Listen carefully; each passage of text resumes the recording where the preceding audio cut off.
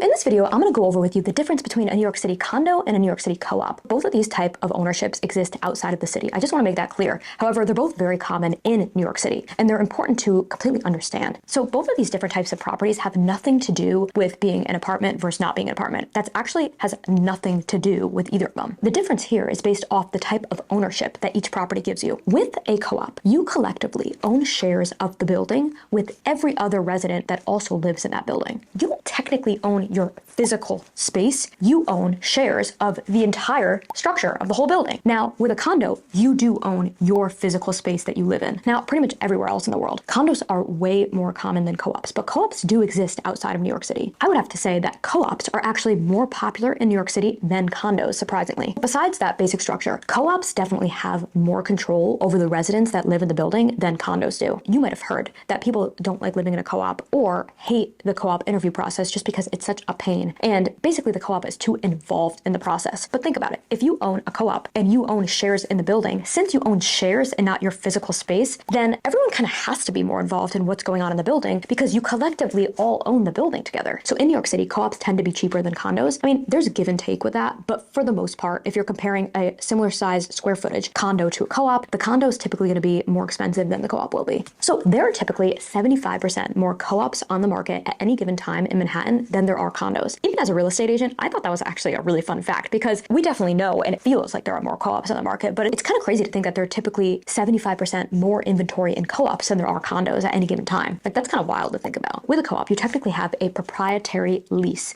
That is the arrangement that you have when you purchase this type of property. Like I said, co-op boards are not always the easiest to get through, and that's because they all want to vet who is coming into their building. I'm going to do a separate video on ways to pass your co-op board interview, but I definitely want to address here that sometimes it could be a challenge and that you should prepare in advance. Two other things to note about co-ops is co-ops typically have higher maintenance fees. Typically, I always say typically because there are always exceptions, and they also typically ask for more down. Some co-ops in New York City ask for 30%. Most of the time, co-ops are going to ask for 20%. Some even ask for 30%. It's really up to the building for what they're requiring, and they're basically basing that off of their financials in the building. Overall, financing a co-op could be a little bit trickier than a condo, but at the same time, if you're using a lender that is familiar with New York City, they're so common here, co-ops, that it really shouldn't be much trouble financing a co-op here because it is the norm here. So I hope that helped you on a basic level understand the differences between a condo and a co-op. A lot of people just think that it has to do with like the style of apartment or something like that, and that's definitely not what it has to do with. It's the way that you own that property. So I would love if you guys can share your experiences living in a condo or co-op, or if you would never even live in one or the other. As always, I just love hearing from you guys.